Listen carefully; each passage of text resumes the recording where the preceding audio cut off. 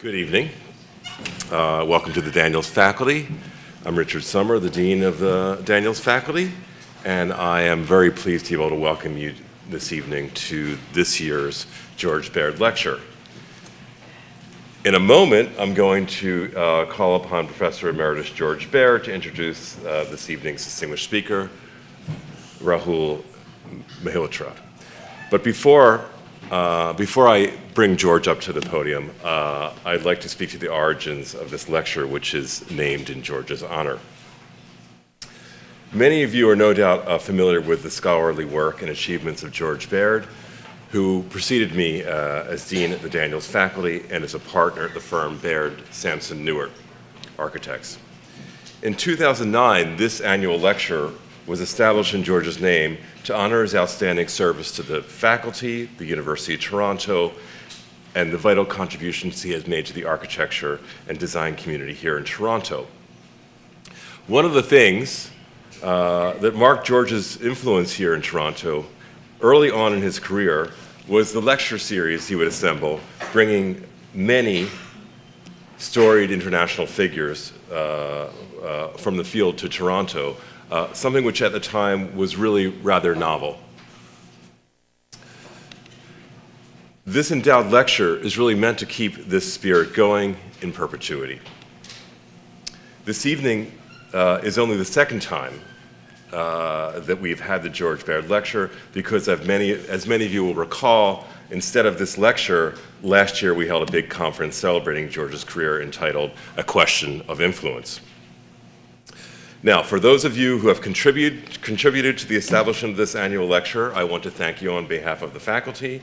For everyone else, I want to stress that donations are still welcome and would be greatly appreciated and accepted and well welcomed. If you're interested, please pick up a pledge form in the table outside the auditorium this evening. We are really lucky to have George very much with us here at the school, still actively teaching and doing research, and he, as I said, is going to introduce tonight's lecture. I just want to say, before George makes a more formal introduction, how excited I am to have Rahul speaking here tonight. We were classmates some years ago, and I have closely followed his work and his illustrious career in the subsequent years. So, it's my pleasure to call on George to introduce tonight's esteemed lecturer.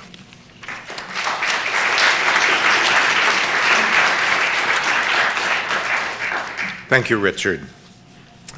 It is indeed a pleasure for me to be here. As long as I'm alive, I get to, with Richard, choose the George Baird Lecturer, and to introduce the person selected. And it's a great pleasure for me to be able to do that again this evening. I only met Rahul Mehrotra relatively recently, less than a decade ago, and the circumstance was a committee I was asked to join by my then boss, my former boss, because I was already back in Toronto, but Peter Rowe, who had been the dean of the Graduate School of Design at Harvard, where I taught before I came back to Toronto, was put in charge of a committee by the Aga Khan Trust for Culture to assist the trust in its efforts to assist the Aga Khan University in Karachi with its plans to establish a new architecture school in that university on a new campus in Karachi. And a group of academics with expertise in architectural education, and some of them, me not being one of these, with knowledge of architectural education in that part of the world, were assembled to form this committee, which I think had about 10 or 12 people on it. And one of them was Rahul Mehrotra, whom I met for the first time on that trip. We actually went to Zanzibar and to Karachi together for successive meetings of this committee. And I must say that my experience on that committee was an exhilarating experience, and one of the most exhilarating was to make the acquaintance of Rahul, whom, as you know, is Indian, lives and works in Mumbai. And so it was with considerable interest that I learned from him on this trip that he was actually, his family comes from what is now Pakistan, and he actually even recounted the story of his mother at the time of the partition of India and the creation of Pakistan, regretfully leaving what was in the process of becoming Pakistan to move to the other side of the border, leaving her carpets behind. And so I thought this lent a kind of poignant touch to the fact that Rahul was now involved in this committee with the project to actually establish an architecture school in the very place which his family had been obligated to leave decades before. And there was a remarkable group of individuals, all of them as magnanimous as that story of Rahul indicates. So that's when, as I say, I got to know him and first to admire him as a thinker about architectural education, and in particular architectural education in the subcontinent. So then the work of that committee ended. Rahul and I didn't have any other obvious reasons to be in contact with one another. And then one day I discover I have a letter from the new dean of the Graduate School of Design at Harvard, Mohsen Mustafavi, asking me if I would be willing to be a blind letter writer. I don't think Rahul knows about this, actually. When Harvard makes a new appointment, they ask a host of people from outside Harvard to write letters commenting on the credentials of the candidates for these positions. So I was asked to do this, and so I received a huge dossier on Rahul. And this is when I discovered he's a very talented designer. Because his own design work had not been part of this committee on which we had worked together. You're about to discover this talent of his, since the talk tonight will be about his own architectural projects. So I was, without any difficulty, I was able to write a very enthusiastic letter in support of Rahul's candidacy to become not only a professor of urban planning and design at architecture, but also to become the chair of that department in the Graduate School of Design, a position which he continues to occupy. So the George Baird Lecture, I mean, the qualities I look for are a strong interest in design, a great design talent, but with that kind of feet on the ground interest in the kind of actualities of contemporary life. And those were the credentials that Stanley Seidowitz so amply fulfilled in the inaugural George Baird Lecture. I can't think of a better individual to come as number 2 in this sequence than Rahul Mehrotra. And I will now turn the floor over to him to talk about working in Mumbai. Rahul, welcome to Toronto. Thank you very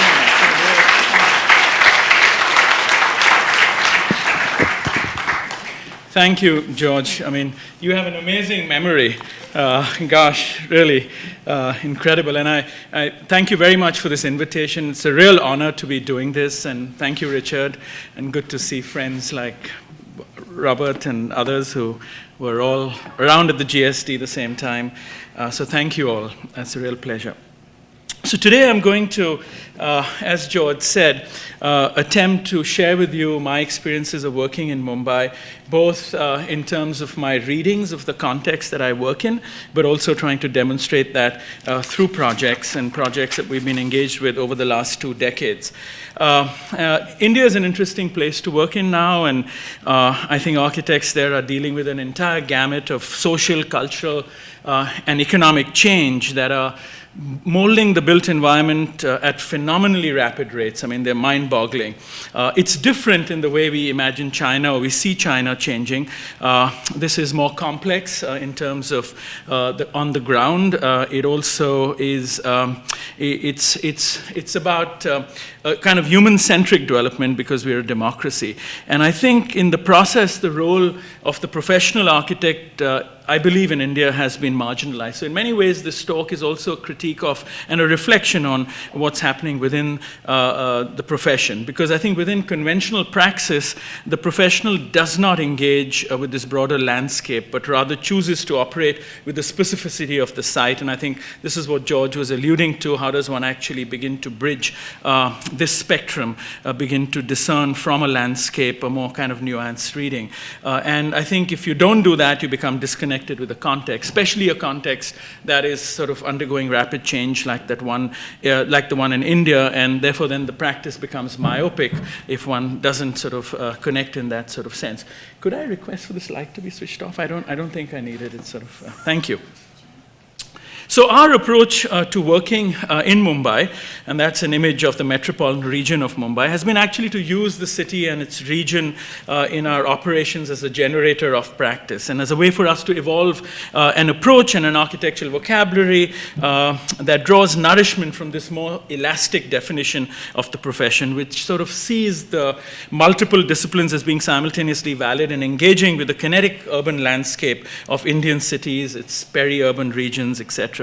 And to explore how architecture, and I think for me this has been very important, can be used as an instrument to resist the polarization that is occurring in our society and in our cities. And I think in India, for those of you who've been there, this is most evident. I think the inequities and the way they play out both in the built environment are dramatic.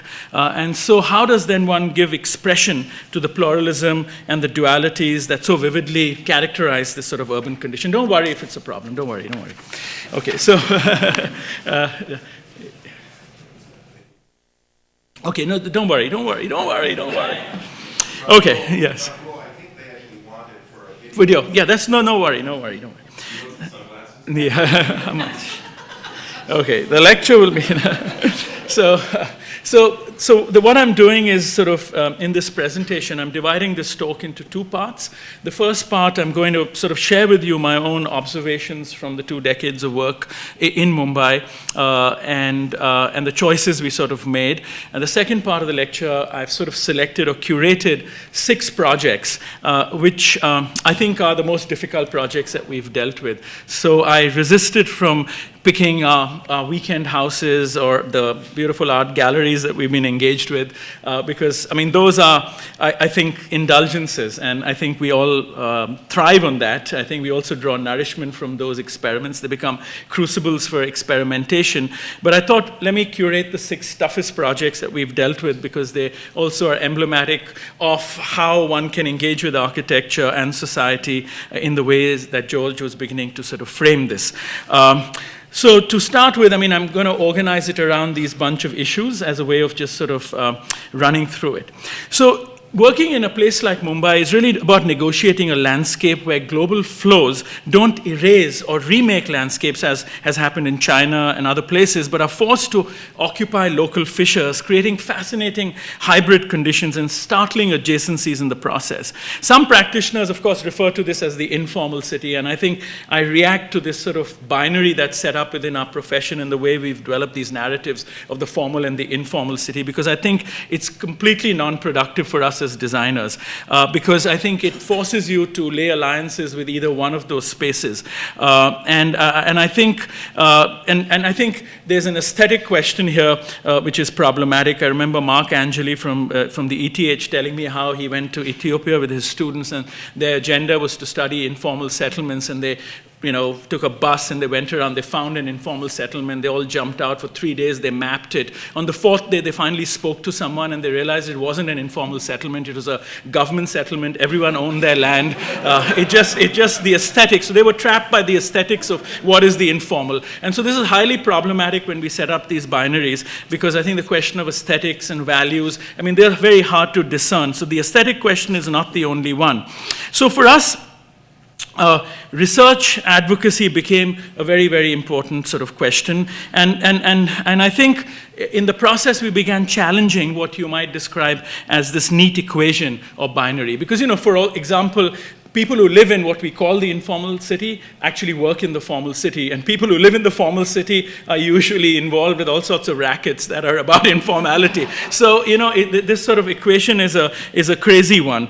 And so the question for us through research was how we might be inspired by the design intelligence, if we could discern it, of this common landscape, and how we could act and intervene as designers, activists in our own locality in a sense. And I think all these sort of research projects and this sort of approach has had a bearing on the way we design as a result. So at an early stage of the practice, we rather accidentally actually went into producing a lot of documentation on the city. I realized when I went back there wasn't a book that one could refer to. And so the publications, a lot of them aren't scholarly works. They're often just instruments for advocacy, sometimes documenting a building to make a case for its sort of protection, or parts of the city, creating awareness. These are self-initiated. They don't involve publishers. Some of them are published. Some of them have publishers.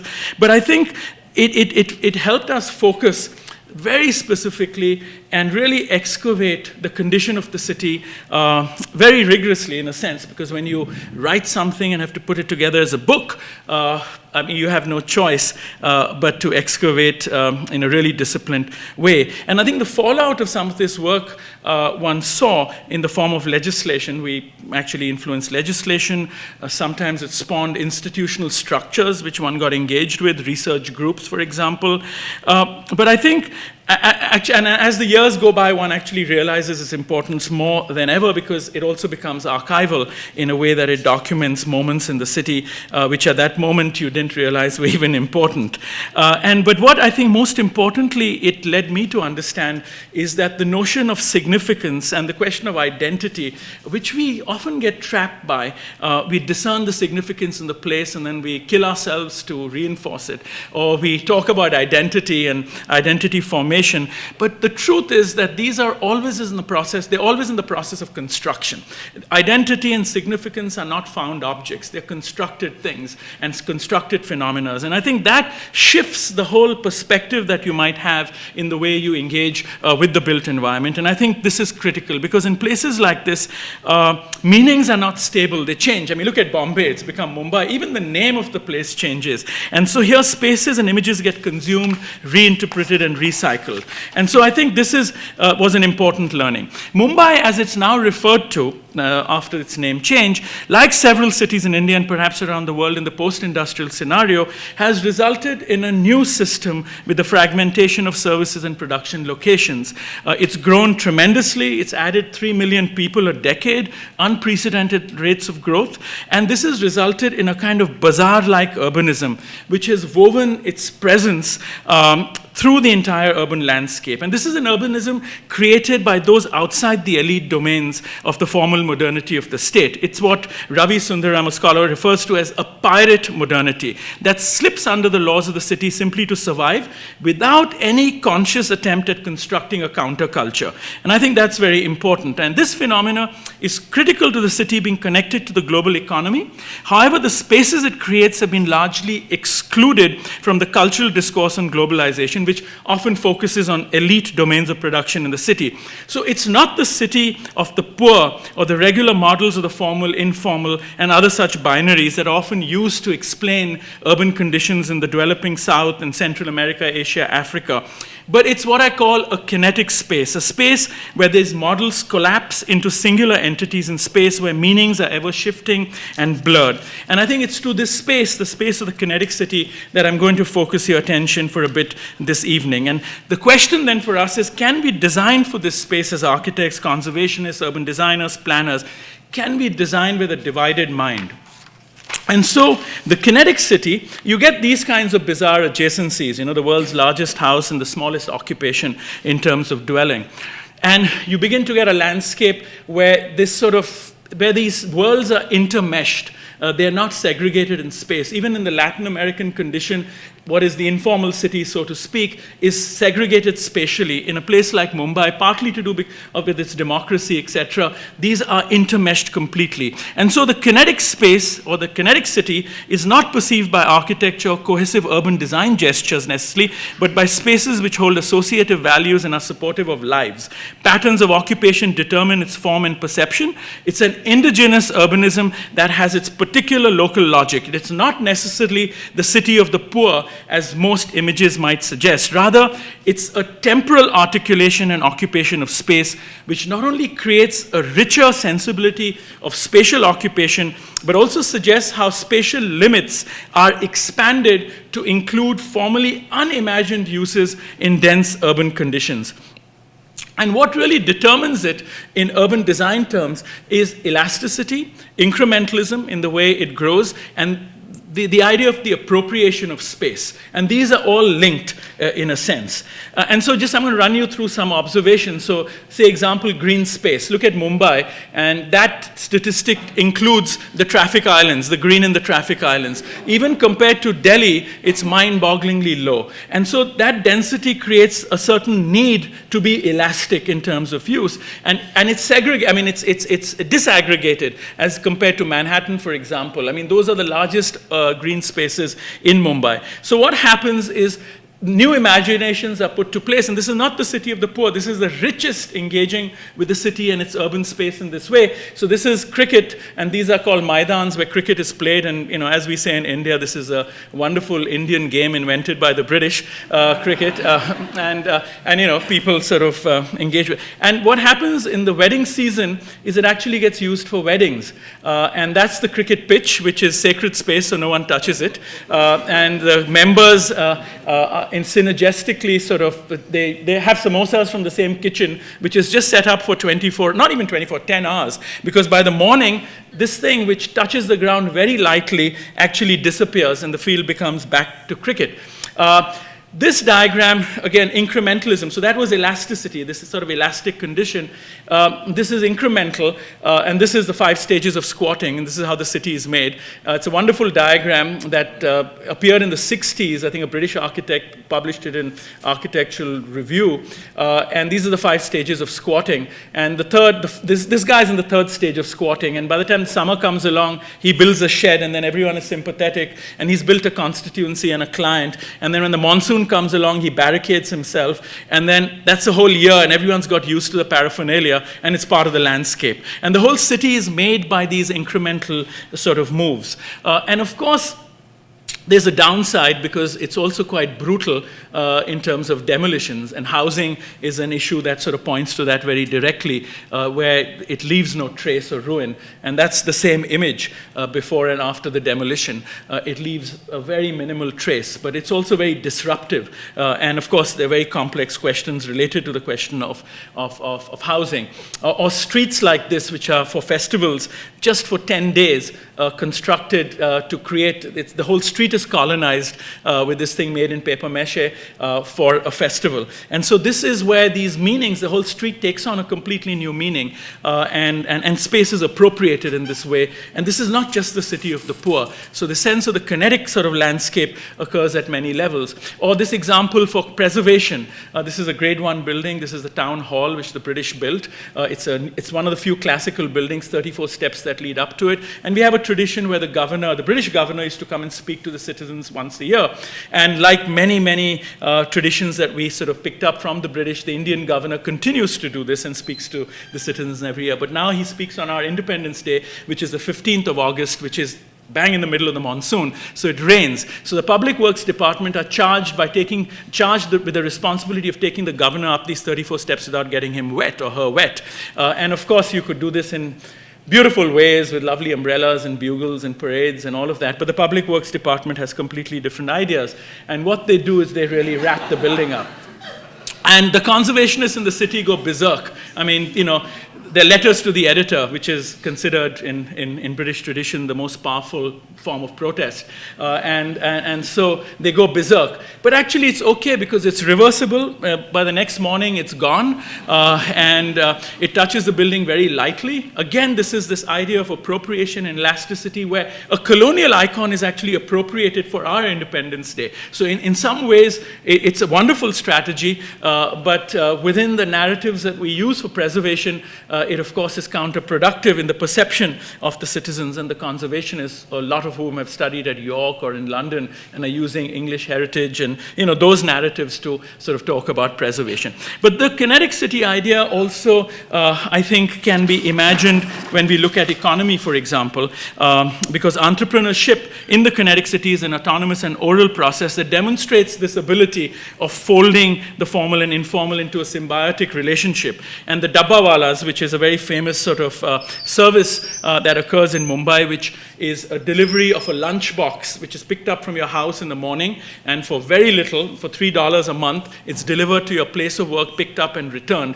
And this is a complex sort of service because people use it for many reasons. One is for hygiene, one is for religion, the kinds of foods you can eat and not eat. The trains are very crowded, so people don't want to take their lunch. And of course, Indians love a hot lunch. So those are the 4 or 5 reasons. And what the 3,000 people who run this informal service, they leverage a formal infrastructure, which is a railway system, to deliver this by using a system of relays where they pick up the lunch at whatever suburban location you have, and they kind of aggregate these boxes to the point in the central business district, then they disaggregate and distribute it, and then they get it back. And they have a system of coding it. They have a 1 in a million error. Even the Harvard Business School has done a case study on them. Prince Charles has celebrated them, all sorts of odd characters. But I mean, it's an amazing kind of service. But it's an example where these networks sort of create a synergy that depends on mutual integration, in a sense, without the obsession of formalized structure. So it's this folding of the formal and informal into a third space, which is important, and this sort of blurring, in a sense, of that binary. And then you look at other forms of sort of economic deployment. These are the sachets that Procter & Gamble sort of invented, where instead of, for laborers who couldn't afford a whole bottle of shampoo because it meant a month's salary, by breaking it down into sachets, these little sachets, they could sort of buy stuff every day because they could afford it. But it also is creating a beautiful visual culture as a result. Or McDonald's, who does home delivery in Mumbai, a complete sort of inversion of the original intent of McDonald's. And they've opened up a massive market just because they do that, because no one drives in. There's nowhere to drive in Mumbai. Corporations have understood how they can strategize, how they can use incrementalism, elasticity, appropriating some of these strategies, appropriating the formal infrastructure to extend their own margins. But planners, architects, urban designers, this hasn't entered the narrative of our discussion about urbanism. And so I think for me, learning, one can go on about this, but I think really the agenda that one set oneself is that how do you blur these binaries? How do you create this third space? How do you leverage this kind of intelligence and use that as a basis of planning and design? And so the kinetic city, which is bazaar-like in its form, can be really seen as a symbolic image of the emerging urban Indian condition. The processions, the weddings, the festivals, hawkers, street vendors, and slum dwellers all create an ever-transforming streetscape, a city in constant motion, where the physical fabric is characterized by this kinetic quality. The static city, on the other hand, depends on architecture for its representation. And now in the kinetic city, architecture is no longer the single image by which the city is read. Thus, architecture is not even the spectacle of the city, nor does it even comprise the single dominant image of the city. In contrast, many festivals and more have emerged, have become the spectacles of the kinetic city, and their presence on the everyday landscape pervades and dominates the popular visual culture of Indian cities. And so this great Ganesh festival, which involves 3 to 5 million people, depending on the year, and these great idols, there are about 1,200 or more big idols, and thousands more smaller idols that are sort of worshipped. And on the 10th day, they are immersed in these incredibly large processions through the city. And this really becomes the spectacle of the city. And this is where spaces are appropriated. And this is another image of that same street. And you can see an entire Bollywood theater is created for 10 days. There's celebration and film. And this all disappears after 10 days and leaves no sort of trace. I mean, space is sort of colonized using different mechanisms, and it's temporal. On the last day, there's this incredible immersion sort of that occurs at the foot of the static city, which is appropriated in this case in terms of its imagery. And here, immersion becomes the metaphor for the spectacle of the city. As the clay idol dissolves in the water of the bay, the spectacle comes to a close. There are no static or permanent mechanisms to encode this spectacle. Here, the memory of the city is an enacted process, a temporal moment, as opposed to buildings that contain public memory as static or permanent entities. The city and its architecture don't even contain the same meanings. Within the kinetic city, meanings are not stable. Spaces get consumed, reinterpreted, recycled. And the kinetic city often recycles or appropriates the static city and leverages it for its own purpose. Now, the other extreme of this is this kind of landscape where architecture is the central instrument. And this is what I call the cities of impatient capital, where it's all about preparing the ground to receive capital so that it can manifest and realize its value very quickly. I mean, this is a collage, naturally, which is just emblematic of this. And there's a particular kind of architecture that is evolving from the impatience of capital in particular places like Shanghai, Dubai, which have had the ability within their own autocracies to prepare the ground for this capital to land without any resistance. And I think it's problematic because it also, therefore, is not rooted.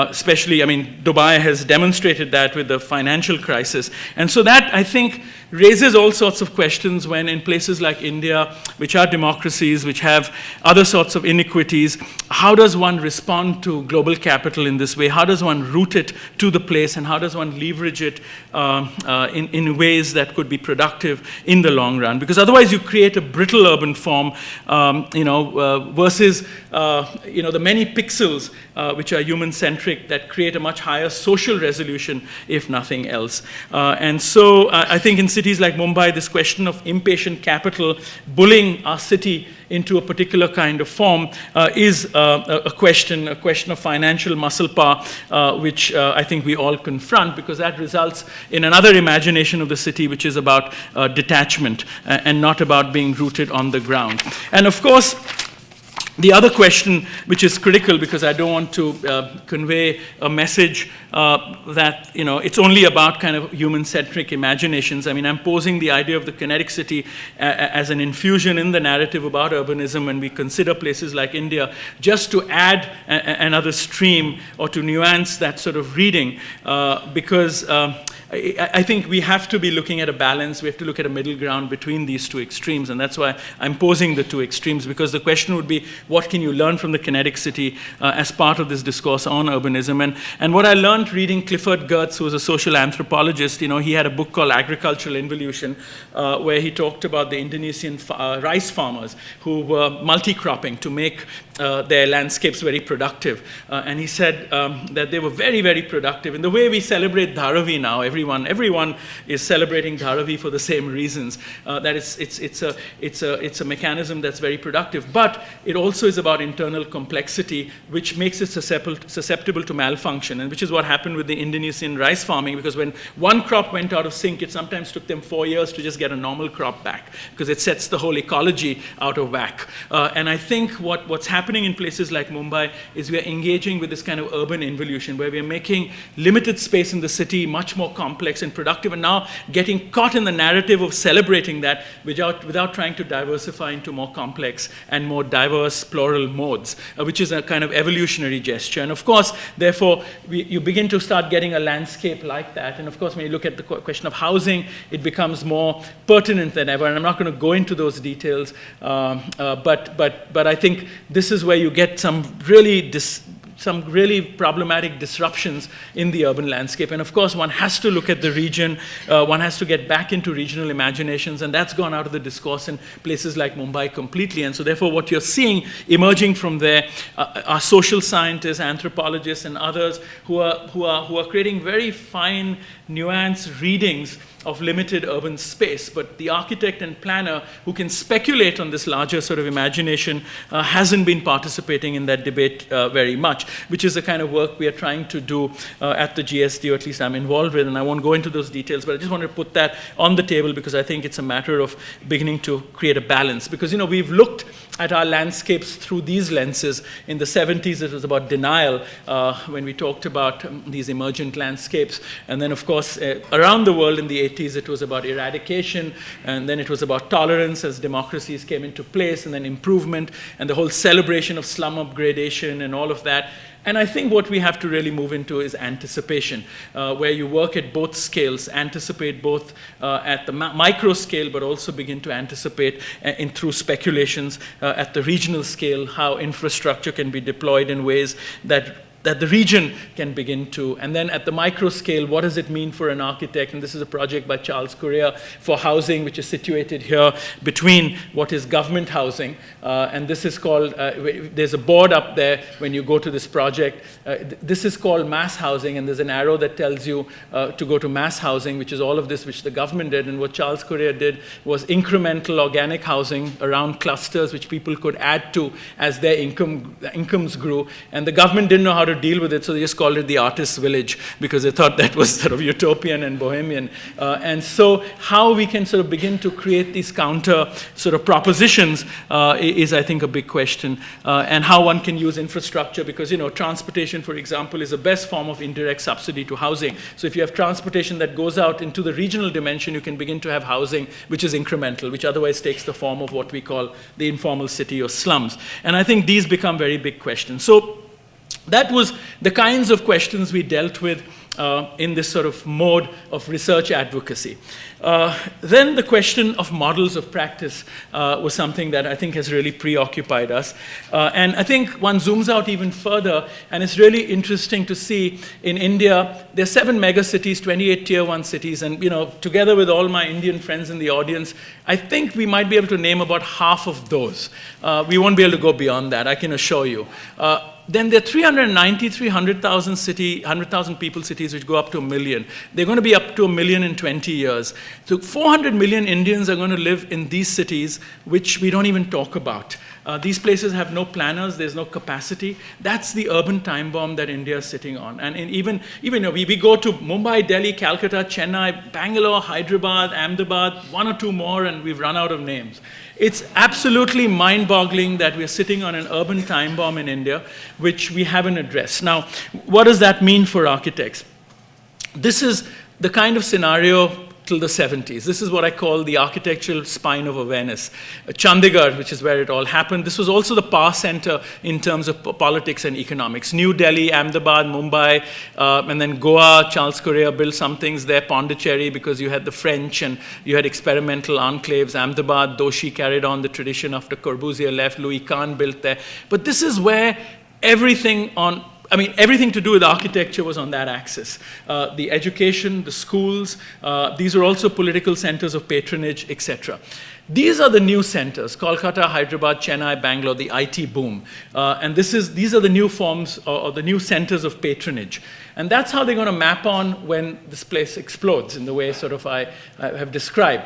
Now, this zone carried the baggage of modernism or modernism as a style in a sense, and aesthetic modernity came to India before social modernity. And so you had a generation of architects who were charismatic, who were talented, and who created a landscape that influenced us all.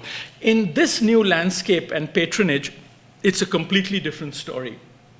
These are people steeped in tradition, the patrons. They don't carry the baggage of modernism. And it's amazing what is being produced there in terms of imagery. Ancient imagery is being sort of resurrected. And so this is something that we've studied. This is a book I've just finished where we've looked at 4 models of practice as being emblematic of what's emerging in India. And this is a whole range. And I mean, the reason I'm sort of putting this on the board is because I think what this points to is the kind of protocols that we as practitioners are used to or we are trained to. And this is a big question for pedagogy. is actually not even relevant in some of these places. Even the modes of instruction go out of the window. And they're completely different models of engagement. They're models of instruction. They're models of building. The kinds of temples that are being built are much larger than any global program that we are experiencing. And so one has to be cognizant of that. And we've been fortunate that a lot of our work is in this new zone. And therefore, we've been exposed a lot to these modes of practice, which will show up in the projects that I show them. Then the question of building ecology became very important. And in our work with conservation, which is something that we've been very much engaged with, we became very sort of aware of the fact that this broader building ecology in the way craft, making, building, the society it's representing, changing aspirations, become very evident when you're looking at preservation, especially if you look at it through lenses that are not only building-centric. And of course, we were involved with measured drawings and, this sort of thing of actually making drawings, but involved with projects in highly contested areas. So this is a palace complex in Hyderabad, which the Nizam owned, which was all of that. All of the red has been encroached on. So our task was to stabilize a lung in there as a public space in this very dense city of Hyderabad. And so this is a conservation project, and we sort of stabilized it. We conserved it using lime and, the authentic materials. It was wonderful because one began to learn about how materials weather. This is actually a granite structure with many layers of lime that create this molding. And this is an analysis of that. So we set up a slaking thing. We, got craftsmen who could work with lime.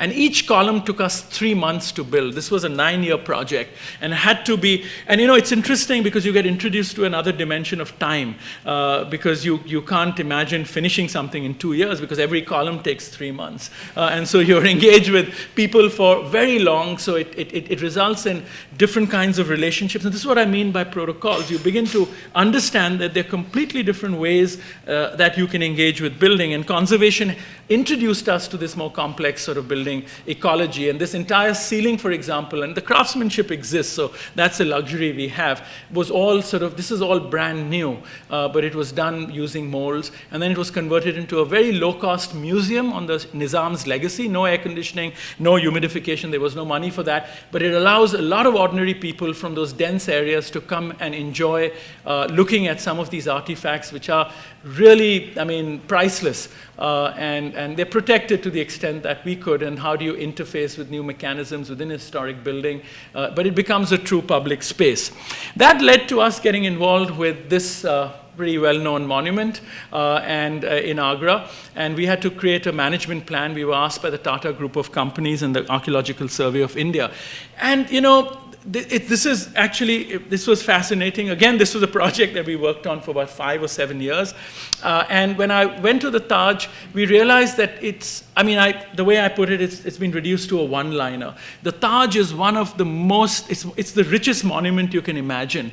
But the way it's set up to be experienced, the stories that are told about it are really limiting. And so, the reason I'm showing you these is because going back to the question of significance and identity and constructing them, and how do you discern them, it's a much more complex question than what we have simplified in the way we've set up the canons of preservation, for example, or conservation. So the Taj, those of you who've been there, you enter here, you go through this gate. Just when you're glimpsing the Taj, some security guy puts his hand into your purse to feel around for a gun, and then you go there, you're dehydrated, and you go home. Now, it's true, and it's terrible for the economy of Agra because they don't even get a hotel night. The tour guide set it up that you can see 5 monuments in the day and come back to Delhi. Now, this is a really rich monument. The original extent of the Taj, and what I'm going to just share with you are the few things that we found. There are many, many things which I can't go into. This is a lecture in itself. But the original design of the Taj extends all the way down here. That is part of the original intent, because people always felt that, people who have studied Mughal architecture, that how a monument could actually be shifted to one edge, because this is the Char Bagh, or the Garden of Paradise. A monument always sits in the center, but the monument does sit in the center if you imagine that is the Char Bagh. And this was excavated recently. It's an octagonal reflecting pool, because we all grew up believing that the emperor wanted to build a black Taj, but he died.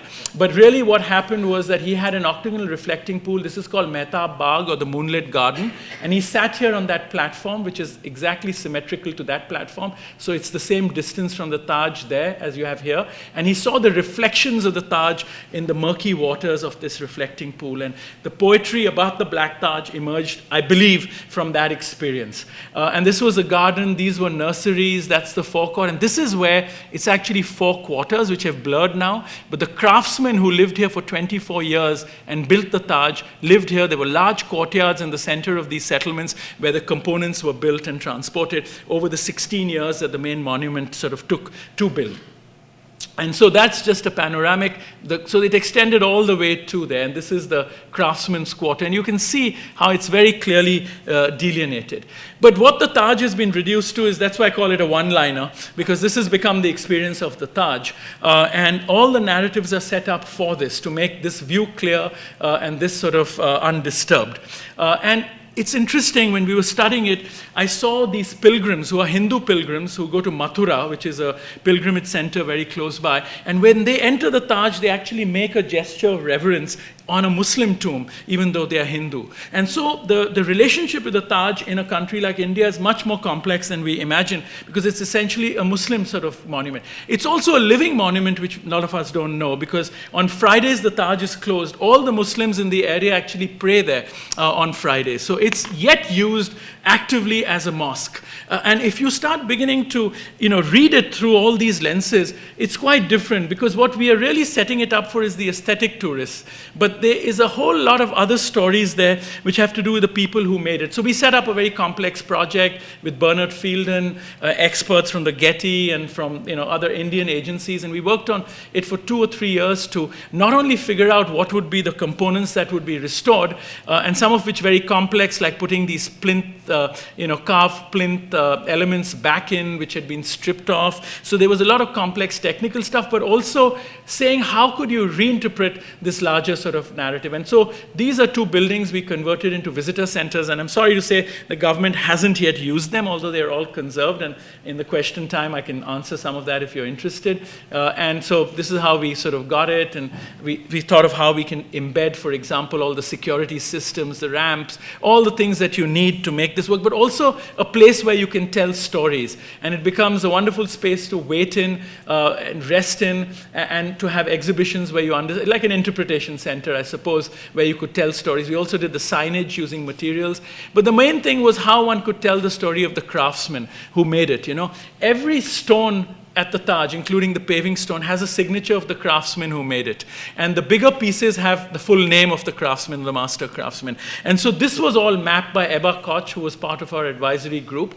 And the idea was to identify the people who actually built the Taj, which is a story that hasn't been told. And it's a story that is very relevant because these skills exist. So when we were conserving the place, we were actually replacing entire columns using the same material from the same quarries by craftsmen whose forefathers had actually built the Taj. And by conservation canons, this wouldn't have been allowed. And that's why we had to have people like Fielden and all to ratify this, because they felt when you have a living tradition, it is justified. And so, again, the question of significance and the canons begin to get challenged. There are many, many more stories. Like Agra was one of the most magnificent waterfront cities. And these were the 40 pleasure gardens that lined the river, which Ebba Koch sort of drew up. And the Taj is only one of them, the biggest because it was the emperor. And there you see the diagram of the craftspeople. And these were pleasure gardens because in Mughal law, you couldn't inherit land. And the only way a family could keep its hold on land was make it a tomb and then have a pleasure garden that they would cultivate. And the emperor would allow them access to it. And that's why you had the pleasure gardens. And the Taj was exactly that. The emperor created a tomb so he could have a pleasure garden that he could use. So he didn't break the law. He merely tweaked it like everyone else did. And so this is the river, and you can see remnants in some places of these pleasure gardens, and of course that's all lost now. So there's a bigger narrative that you can situate the Taj in, which means its whole interpretation becomes quite different in that sense. And then the last one is the garden itself. This is the authentic image of the Taj that we've all got used to, but it's the most inauthentic presentation of the Taj. This is a garden that Lord Curzon, the British governor, created. And the regiment band in Agra was very talented, and they were very powerful. So they requested the governor that they wanted to perform on the plinth of the Taj every evening. And the governor ordered the orchard to be cut. This was an orchard. You were supposed to walk into Paradise Garden. You were not supposed to see the plinth of the Taj. That's why it's white. It was supposed to be this monument, or that's the design intention. And there are records of this, which was floating in the Garden of Paradise. And that is what made it an incredible piece of architecture, that they could use material like this to create that effect and a synergy between landscape and architecture in that sense. But Lord Curzon, so that women could put out their sheets and picnic with their children while the band played there. That's what happened here. Now this has become the authentic image of the Taj. And so, of course, there are archival images. That used to be this is an unkept orchard, but essentially the fruit trees were here, so the emperor, and the path was at the level of the tree, so the emperor could actually smell the fruit as he walked along, and the hardier trees were on the boundary because the water was needed for the more delicate trees. And that's the feeling you would have. This is, of course, a picture in fog, but the garden was supposed to create that kind of feeling when you experience the Taj, of this sort of monument floating there lightly. You were supposed to have arrived in heaven in terms of its representation, which has been completely altered in the way the garden has been sort of set up. And these college girls who I happen to see there understand, because everything on the monument is about Paradise Garden, and it's about a garden of eternal bloom. Everything there in terms of the gems that were used, the flowers, were about this expression of a garden of eternal bloom, which is heaven. And that representation, for that representation, the garden was very critical, which has been altered. And of course, we did paleobotany tests. We recreated the garden and the species. But of course, the government wasn't willing to listen. And I think the project stopped just when we started proposing that we should be growing the orchard back. But from some points, you actually get that sense from the perimeters of it if you begin to start, wandering around. So the Taj is a complex sort of monument. Its significance will continue to change. Different people sort of read it differently. There are many messages of love that are embedded in it, and one hopes that another generation will begin to do something with it. But then when you move into places like Mumbai, it's a post-colonial situation. This gets even more complex, because in a post-colonial condition like this that's closer to our time, the custodians of that environment, which is all of us Indians now, and the creators of that environment are two different cultures. And how do you then begin to construct these narratives? So if you take the narratives from London, from English heritage, where the creators and the custodians are one culture, it's consistent. You can use historicity, nostalgia in particular ways. But in a post-colonial condition, that gets completely complicated, because now the custodians are a completely different sort of culture. And so this is sort of the black horse, Edward on the black horse, called Kala Ghoda. Kala means black Ghoda. And now, there were, I think, 18 such beautiful statues that were in the public spaces of Mumbai. And when we changed our name from Bombay to Mumbai, right-wing politics, they moved them, and now they line the wall of the Mumbai Zoo. And so we began to get involved with writing legislation for this historic precinct. In '95, this legislation was accepted. It was the first legislation that was accepted in Mumbai. And in India, actually, it was a precedent for other legislation. And so as an urban designer, when I went back to India after having studied it, it was this kind of stuff that I was involved with. I mean, urban design in the way that it became big architecture in the US, it was quite different. I mean, it was much more an activist and advocacy mode. And we got involved in looking at precincts. We began to invent uses for them. So this is one component of the historic precinct. We invented a use of an art festival. We asked ourselves, what are the contemporary engines? How do you construct significance? We did small things like whitewash buildings to get people excited. And then we invented this festival. People, did paintings. Hussain did that memory of the black horse, which raised money. The money was used to actually restore public spaces, which now get used for performances and things, because the government, this is all very low in the government's priority. That's worrying about sanitation, housing, signage, street furniture. All of this was paid from the invention of the festival. So it was subsidized by the activism of local people, including the restoration of buildings. And so here, public space was privileged in the process. So we first invented the festival, we first restored the public spaces, and then the last part of the project was the buildings. And so here, the task of the architect becomes very complex because what you're doing is you're constructing significance which has inherent risks there. So therefore, then you have the added responsibility of keeping the illusion of the architecture intact, because it's like opening up a Pandora's box. And so when you recycle, reuse, refurbish, I think you're under much more pressure because the contingencies or the forces for transformation become larger because you're altering significance. But the alteration of the significance becomes the contemporary engine that drives the process of conservation. And of course, it also leads to contemporary interventions. So the museum, which is a very big component of that precinct, we began to work with them and created a master plan. We found an old warehouse by adding a circulation space, which is here. This is the plan of the old Indo-Saracenic building. We opened up 50,000 square feet of art space for them, which means it just reinforced the significance or the new significance of this area. It was built in steel. It was reversible. It was separated from the historic building. We also recently added a visitor center. So it's so. I think when you begin not to see these as siloed activities, you begin to start seeing them as moments that are about speculation in the future as much as about the past, especially in this sort of post-colonial condition. I think it opens up many more possibilities for architecture too. And there was a mess in the museum because of security storage. We integrated it all in this building, which we did in stainless steel, which was a battle because everyone thought you should do that in stone because it's a grade 1 building. And so this sort of challenge of making contemporary interventions within these historic districts becomes another sort of interesting sort of challenge for architecture and for design. And of course, it creates beautiful reflections. So it kind of dissolves in an interesting ways.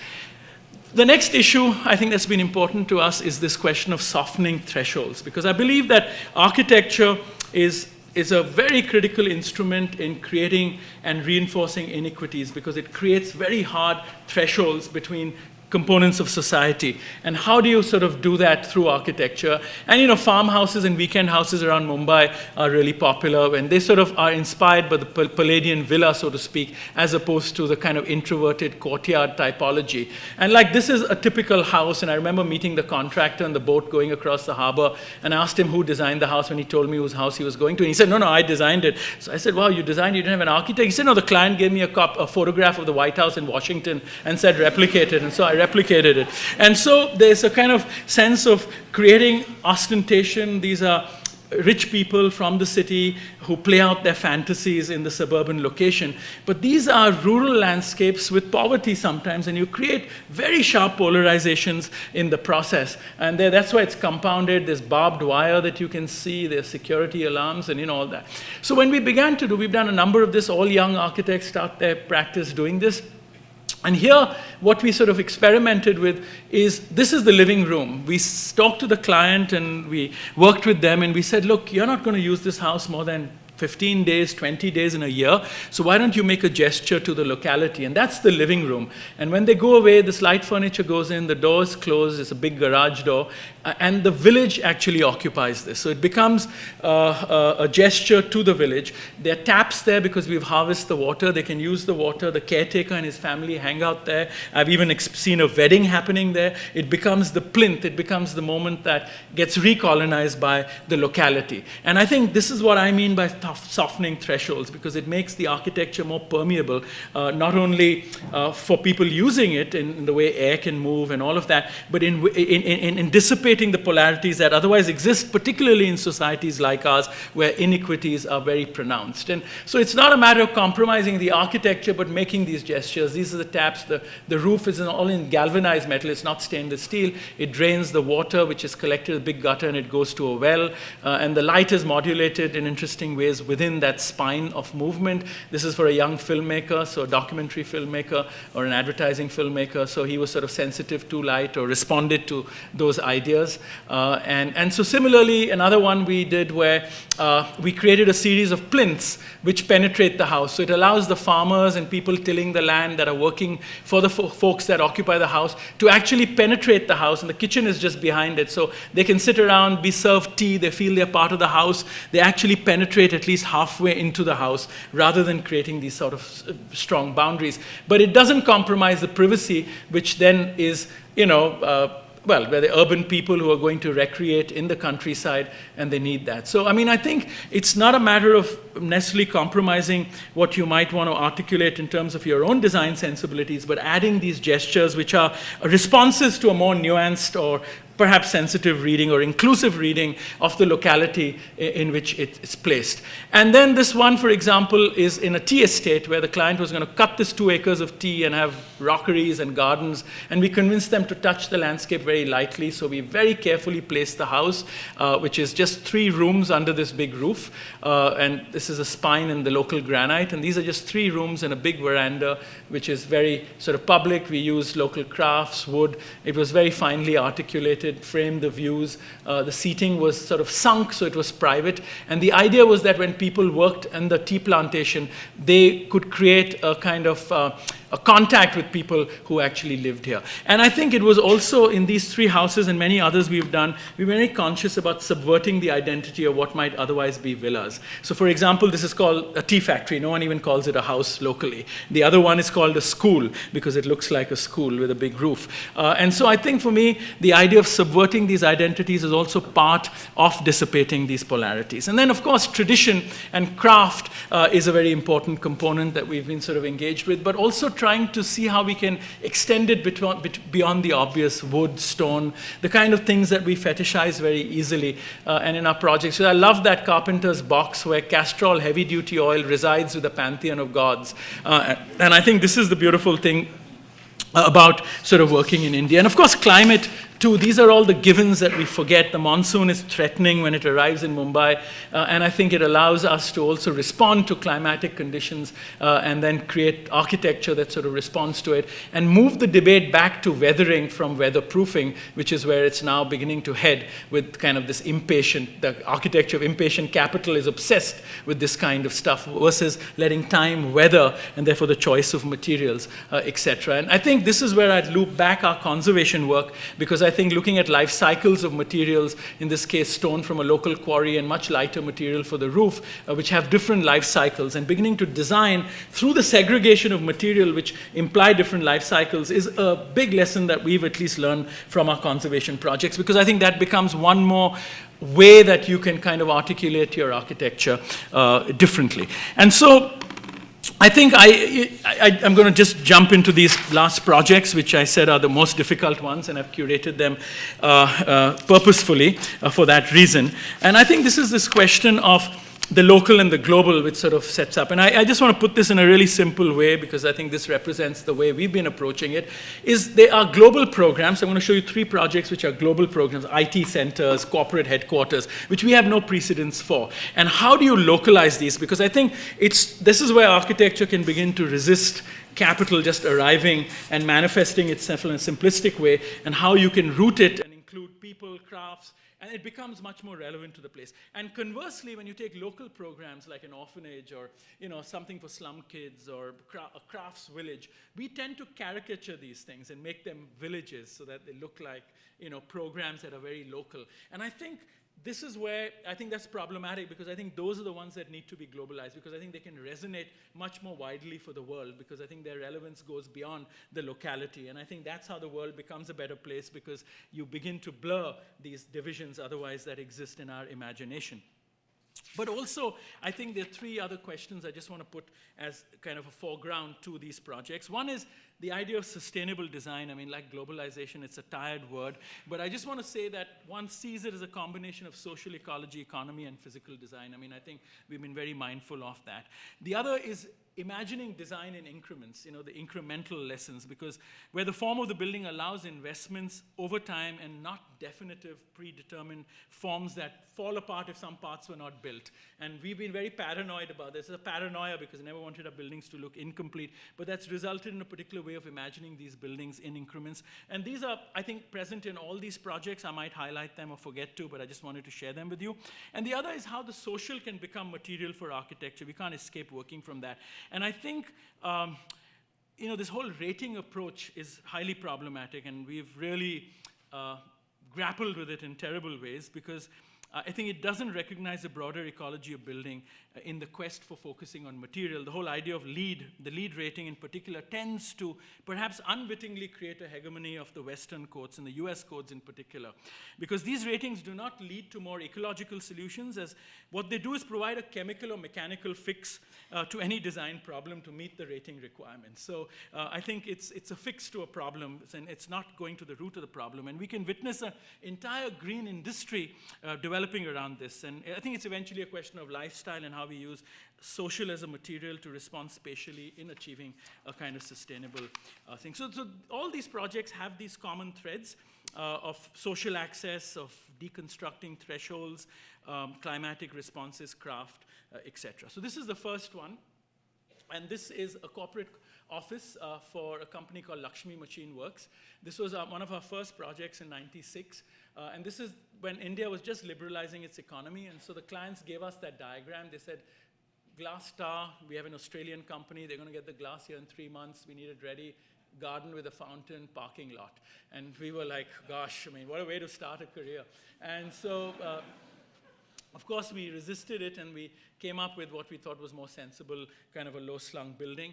Also, we felt that, I think in India's first sort of responses to global capital and expansion through corporate structures, to represent ourselves, you know, as a building that arrived to Dubai via Texas or from Texas via Dubai would be terrible. So we sort of came up with something that was very low-slung. We decided to create a series of apertures, courtyards, which drew light in quite differently, but it sort of went to the scale of what was really an industrial landscape. This wasn't even a downtown or an office district in a city called Coimbatore in the south.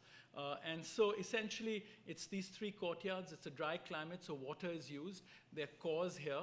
There are 7 companies that are housed within this corporate identity, and a series of gardens that you sort of experience as you go through the building. And that's sort of the sequence. You come in through gardens, you come to another courtyard, which has water circulating in it. And as you go into the building, the scale gets more intimate because it's essentially a family-run business, so it's almost like a house. And they treat it like that. They actually walk bare feet sometimes in the place as if it's really their house. It's very conservative.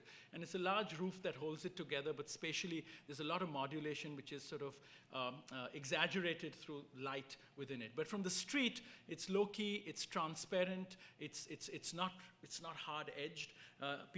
Even ordinary people can visually penetrate the entire building and feel quite comfortable sitting around. And as you come into the building, it unfolds. The green gets kind of telescopic. And we got artists to do installations. All the circulation is single-loaded. It's verandas, so there's always light on either side. All the offices are naturally ventilated. And the policy was that if someone wanted air conditioning, they would do it on their own. But it's all designed for natural ventilation. And this is how it gets more intimate. You hear the water, and that's also very nice. The light is sort of dappled and it reflects off it. We have artists working on building elements. This is Manjeet Bawa and Rajiv Sethi. They did the railings for all the bridges and the staircases using Manjeet Bawa's sort of figures, but embossed in copper, which he hadn't done before. And then, of course, there's a lot of recycling. All the edges of the granite were recycled to make the waterfall. And these were other installations, which has 104 Lakshmi goddesses, which is the sacred number. The name of the company also is. And then we sort of evolved these screens using scrap metal from the machine tool company, because we felt the material that brings wealth to the machine, to the company, should sort of find its way back. And with an artist called Yogesh Rawal, we worked on screens, about 40 different patterns of screens using scrap metal. It really is inspired by the Mughal jali, which allows air to sort of, and light to filter through, but it's scrap metal from the factory, which we picked up as they were producing machines and collected them through the process of building, and then they were sort of assembled depending on the aperture and how much light you needed and privacy you needed, etc. And you see they're sort of, I mean, they're quite sort of, they're interesting because they sort of allude to tribal art, but they also very much, people in the building kind of have a very good sense for this material because they actually work with it in the products that they sing, and large portals at the end, the local stone for the base of the building.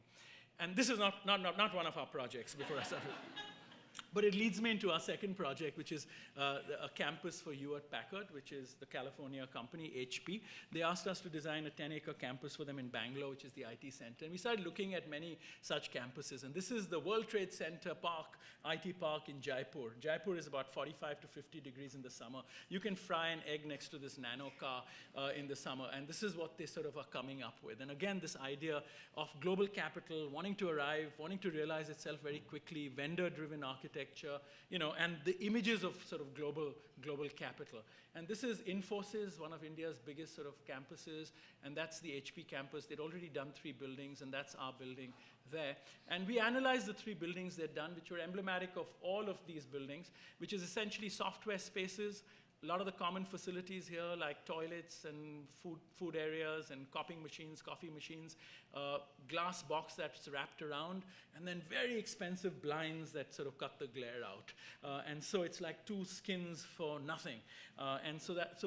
What we really did was we took all the common facilities. These are kids who are in their 20s who work there 24/7 sometimes, and we said we have to create a social space. So instead of segregating the boxes, what we did was created a street with all the common facilities, the generators in back there, and then these were the software areas. But they could be done incrementally because they were in a hurry. So what we did was we built the street and we kept adding modules as they needed it. So we also responded to their impatience in terms of realizing their workspace. And so, I mean, the point is you could do both and yet create an architecture that's more interesting than just reflective glass boxes like the previous image. And essentially what we did is everything that's gray is not air conditioned. And those are the conference rooms that are air conditioned and the software areas. And the business as usual is 200 square feet per ton of air conditioning. 290 square feet per ton of air conditioning, you get the LEED certificate. We achieved 705 square feet of air conditioning per ton, but not because we made a mechanical or chemical fix. We just decided not to air condition 50% of the space. And so, again, when you have definitions of an intelligent building and all the jargon that we use, I think it's highly problematic because it traps us into mechanical and chemical fixes which begin to get correlated with the notion of intelligence, clap your hand and the lights come on kind of thing. And so I think some climates afford us to do that. So large food courts, for example, this is what we result. The stairs are in copper. They'll sort of, with time, take on the sort of green. This is the conference rooms. You can walk below them. We've got a walkway along this sort of little water body. But from the conference rooms, you enjoy the green. But the spine is spaces where light and air is natural. You have different volumes so people can shout out to each other. It's very social. And the young people working there enjoy it. They have blogs. And if you go to those blogs, you sort of have lots of comments about the space and how they can actually meet people and friends and go together to the food court. But it opens up all sorts of ways you can then explore light, volume, textures, versus the fact that you're limited by this sort of glass box. And these are the food courts with niches, with different experiences, scales, ways you can control light, the way you can relate to green out there. And none of this is air conditioned. And then between the software blocks, the glass is only at your eye level and slits so that you can enjoy the green, but it's all insulated. So it reduces the cost of air conditioning versus just these big glass boxes that you would have. And then the third office we had to design was, again, for an infrastructure company, which was very interesting because this is in Hyderabad, which is Cyberabad, and it's all glass buildings except this one, which is a brick box because Mario Botta designed it.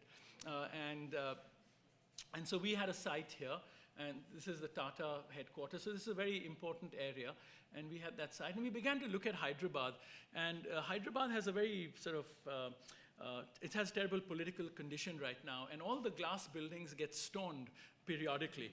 So the vendors who supply glass now have very elaborate stainless steel details and fishing nets that they give you with the glass so that you can attach them every time a riot is going to break out. And it's interesting that this has been happening for years, but the insistence on this vocabulary, this imagery is just pervasive, and it's really problematic. And so we were beginning to look at this, and of course we were repulsed by this whole phenomena. And we came across this little hut which we were very inspired by in the summer. And this is a water cooler that the government sets up every year in the summer. And it's a straw hut in thatch with a kettle, and there's a guy who sits in there and gives you water free of charge. And so we began to document this, and so he comes to work, and he goes in there and the kettle marks that he's open for business. And people come around and they drink water. It's free of charge, it's safe, it's hygienic, it's very cool in spite of it being 45 degrees. And then periodically he sort of has to come out every half an hour. He comes out and with just that little tumbler of water, he sprays water on the hut just to cool it by evaporation. And within the hut, the water is in big earthen pots. So those are porous, and through evaporative cooling, they cool too.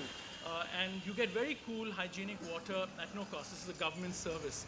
And we thought, my God, that's intelligence. It's low tech, but it's really intelligent. And can you actually translate that into, into a lesson for a building? And can one use that productively to create another aesthetic?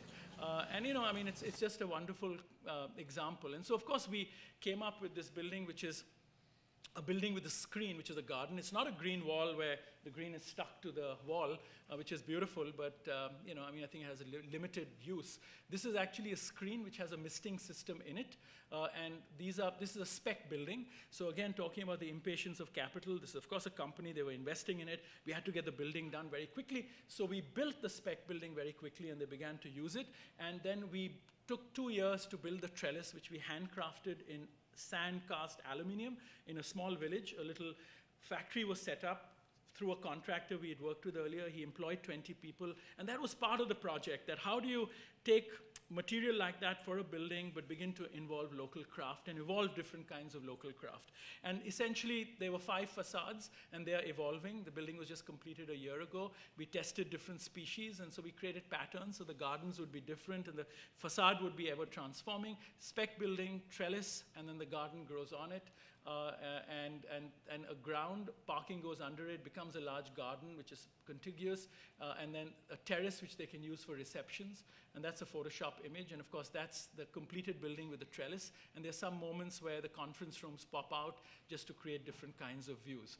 But sectionally also it's interesting in that they're courtyards that allow convectional currents to sort of take the hot air out and natural ventilation to the extent that's possible, but it also creates an array of spaces and volumes that are interesting, which I won't dwell into. But I mean, I think I just wanted to say that we, of course, paid also attention to the details. But that's what it looks like with the green.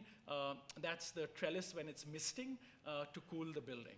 And this is the handmade sort of sandblasted or sand-cast trellis built in this little factory on the periphery of the city and then transported over 2 years. And then the green takes another year to, so it becomes a 3-year project, whereas the main building could get done very quickly in 9 months, like they meant. So you kind of segregate through design these components. So you don't compromise the design only because of the impatience of capital and what it's demanding us to do. And so this is just the making of the trellis. It was in this factory, like I said, it employed 20 people. We invested in 1 mold, and that was the cost. And so therefore, we offset it by saying we can do this over 2 years, and we don't have to have 10 molds to hasten the process. I mean, aluminum is used for windows, so we use the same material and the same technology for casting it. But it's sort of, I think the employment dimension was an important one, and this guy's now got a factory going. This jump-started his factory, so in a sense, it allows him to employ women and other men from the village who now sort of supply to other people too, because he set up an anodizing tank and all these little investments. This is what it looks like when it mists, and you can set it depending on the weather and the zone, because each species needs different kind of water, so the misting is by zone.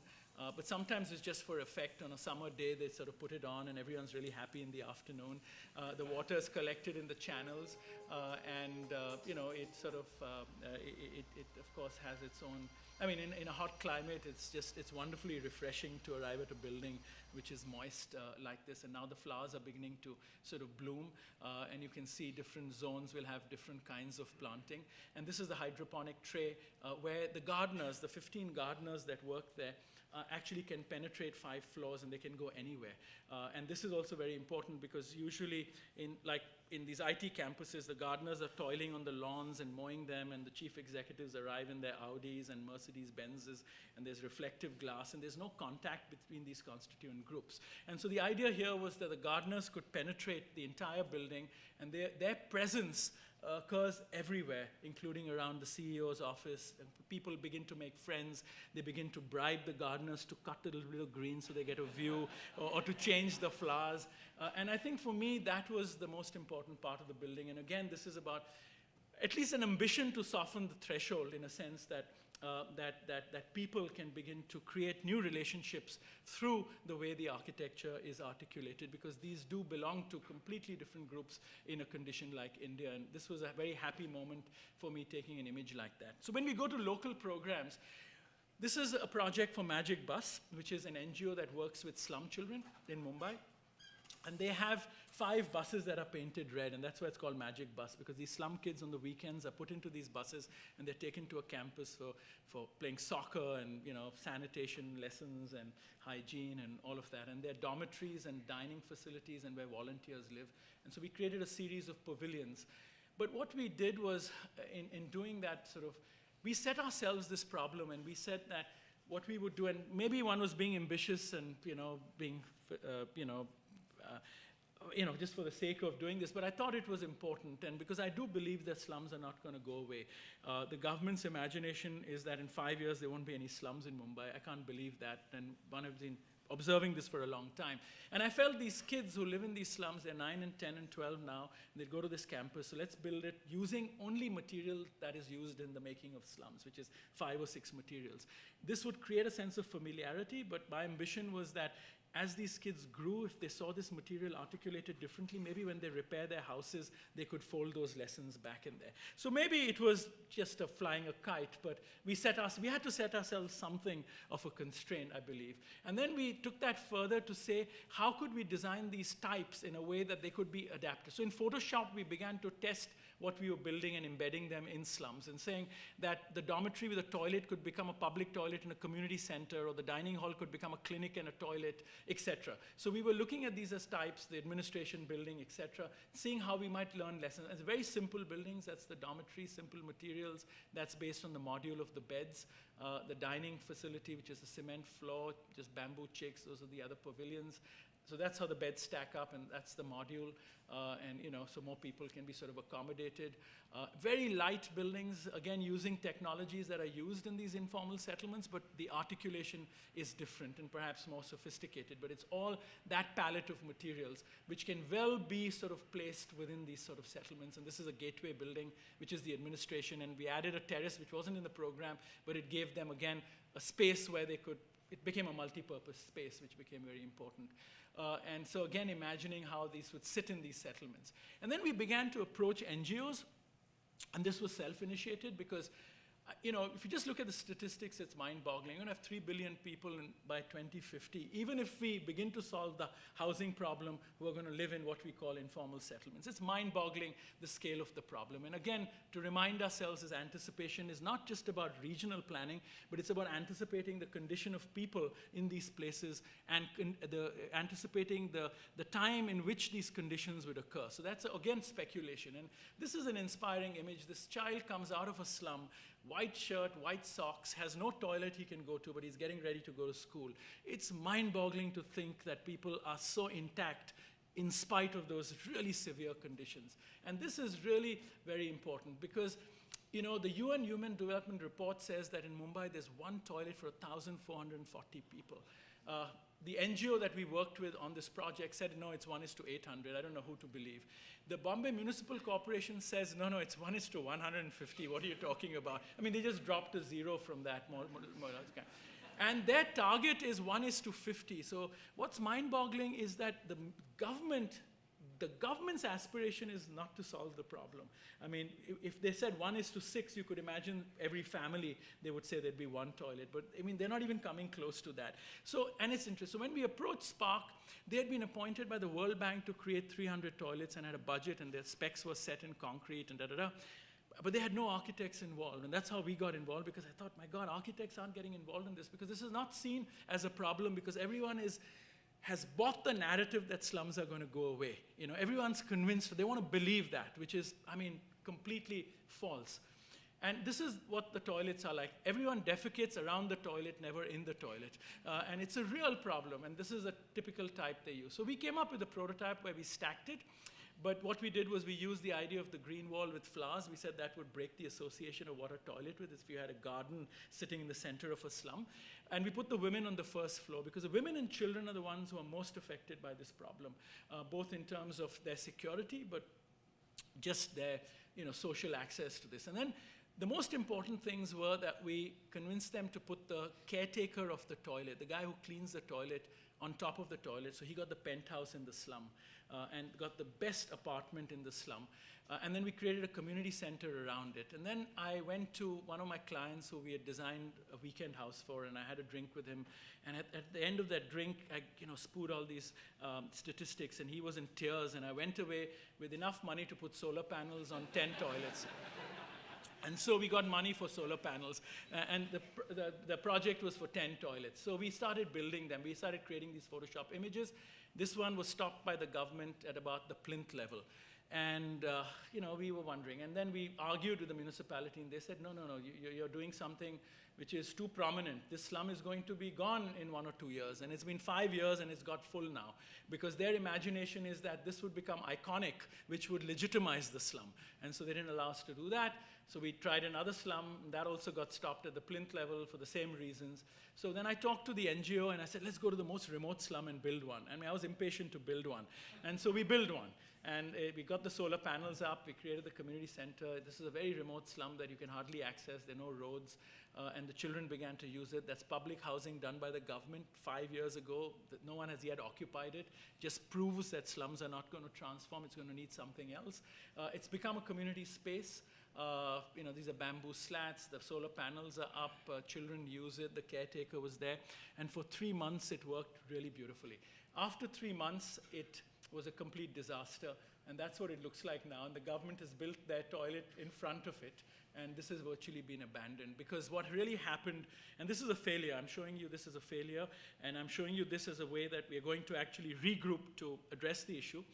So we haven't given up. But essentially 2 things happened. One was the NGO actually didn't have roots in the slum, and my persistence to move them to a remote place to build something was a complete mistake, because it wasn't a tripartite agreement between community, architect, NGO. So it was a complete mistake, because we are always seeing a project. Our DNA is about a project, and I think one was humbled by that experience. And then the more pragmatic thing was that the menfolk in the slum thought this was the coolest spot to set up a club. So they set up a club there to drink in the evening. So it was a complete disaster. They took it over. And of course, the women and children couldn't sort of access it any longer. I don't know what the solution is going to be. One feels like this. Someone said that in India, an architect is like a mahout, someone who looks after an elephant, because you get on the elephant and the elephant keeps throwing you off the elephant every once in a while and almost tramples you. And then the trick is to get back on the elephant. And how do you get these projects going? I think it's a nice metaphor. But this leads me to the last project, which is this project, which is for these clients. And this is a mahout, and that's the elephant. And the mahouts are all Muslim. It's an accident of history that they are in Jaipur. Those of you who have been to RMA Palace have ridden these elephants up the ramparts. And they came with the Mughals for pomp, for ceremony, for battle. They're tropical beings. There's no reason they should be in the desert of Rajasthan, but they happen to be there. And Rajasthan is really a right-wing state, Hindu. And so they have a very difficult time. They're highly marginalized. And we were asked to do this for the government. And I think the government decided this is a project that's going to fail. And it's been a real humbling experience for us, because we've tried to resign many times, and we haven't, because we saw the way the Public Works Department and others were actually responding to this. So we've been very persistent, and it's now become a mission. And this is what they do, and there's no water. So when they get painted, these colors, their skin actually discolors. Because they don't get washed. There's not enough water to wash them regularly. And this is what the government has for them to live, which is every elephant goes into these slots and the mahout lives up there, which is a complete mistake, because the relationship between a mahout and an elephant is a highly complex one. The mahout sings to the elephant and talks to the elephant. They're part of the family. And you develop a relationship over a long time. And so it's a mistake to have done that. This is a site the government gave us, which is essentially a site that the sand quarry contractors had excavated to take the sand. So it was basically pits. And so we changed it into a landscape project, because we said, again, here you can't privilege architecture because unless you solve the problem of water, this is not going to be a project. And so we made it a landscape project, and essentially that's the site, and we sort of used the drainage system which we studied to create series of check dams, and now we've managed to do one water body, and the second one is happening, and now we're beginning to get budgets for the rest. For a long time, the government was suspicious, but more importantly, in their specification, landscape wasn't something they could deal with, because buildings is what they could deal with, and the nexus between the contractors and all of that. And so they built all the buildings, and there was no water. And so we dug these, and we asked them for budgets to line these pits so that we could save the water. And they said there's no spec for it. And so I talked to the local craftsman who told me the clay here is very particular. You need 2 monsoons, and it'll harden and it'll hold the water. And we gambled on that insight and wisdom from the local craftspeople, and we luckily had a rapport with them. And for us, the government, after they built all the houses, the government fell. So for 2 years, the new government never wants to touch an old government's project. And that was actually a boon for us, because in those 2 years, the clay hardened and the water stayed. And we began to look at local species. We began to look at the metrics of water. We studied this in great detail. You need about 10 million liters for a year for the elephants, and we've managed to already capture 20 million liters. So we have a surplus, which is amazing. This is the site plan. And of course, we designed the houses with a lot of care, although we knew that this was going to be problematic. So instead of the row house typology, we began to take the 400 square feet is what is allocated, because this is considered low cost housing. So 400 square feet is all they get. And so what we did was created a hierarchy of courtyards so that the space became very elastic for them.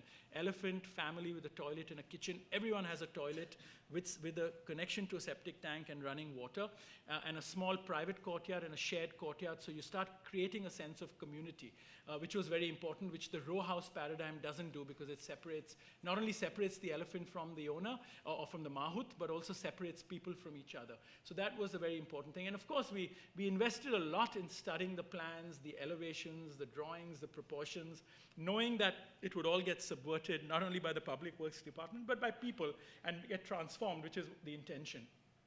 And of course, elephants also come in small, medium, large, extra large. So we sort of had to design rooms for them. And elephants can never lie on flat ground. They're always on berms. And this is what happened with the water collecting there. No one lived there, but the elephants would walk 4 kilometers to come and bathe there. And this is what we managed from 2007 to 10, 3 years. That's the same hill there. The entire landscape completely transformed, and has now have its own ecology. It retains the water, and it allows a completely different kind of. So this is now, they're beginning to plant trees. The water body is there. You can see how green everything is gone. These are the sort of clusters, the elephant in scale. And this is the moment that we were sort of hoping would happen, the bonding between the elephant and the mahout. And water suddenly opens up this sort of condition for this relationship, which is very, very important. And I mean, these are magnificent beasts, but completely out of context. And they have to walk on these tarmac roads in this blistering heat to work. You can see the discoloring, now then painting them less till they actually heal. This is the architecture in which they sort of operate. And I think this was a competition, by the way, and from what I know, the other schemes all fetishize the architecture. And I think the government realized here, just by asking for water, I think we were solving a problem. And I think that's what's been sort of, I think, successful of the project. The architecture will evolve. We'll have no control on it. And I think that, again, is very humbling. But this is, I think, the moment for which the project, I think, could be called perhaps to be sort of successful. And that's the Umber Palace, where they walk every day to work. And you have a whole landscape that's evolving quite naturally. And now the elephants can even snack on their way to work, because they can just sort of pick something. And you can see the trees. These are neem trees, so they'll grow very large if they survive. And this is the house that the sort of elephant arrives at. This roof also stores the hay for the elephant on top of it, so it sort of creates insulation. It's designed to do that, and that's the discoloring that happens because water didn't exist. But now I think they're happier beasts because they sort of have water, and their lives are sort of quite different.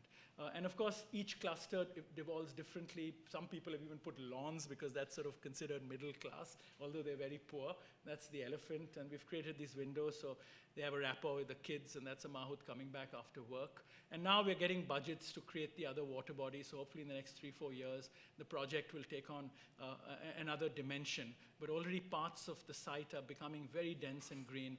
And I think most importantly, the sense of community, which is very critical for a project like this. So in conclusion, I'm just going to take a minute. I think as the world and South Asia and India in particular become increasingly global, I think we have to be cautious about accepting that things are growing more alike because they begin to look more alike. Because when we engage with a deeper excavation of the site, society, and the site that we operate on, and understanding, obviously, that draws on both the objective reality of the place as well as subjective perceptions of the site, I think the differences emerge more strikingly than before, where differences were actually assured when things look different. Thus, architects obviously have to find a more rigorous way in places like this of defining the complex, emerging cultural fabric of multiple aspirations, especially in places like India, which is a mutinous democracy. I think it challenges us in the same way as space is made elastic. I think the definition of our profession and its forms of engagement itself have to be elastic. We have to accept that many ways are simultaneously valid and perhaps even engage with those. And I think that becomes a big challenge for pedagogy.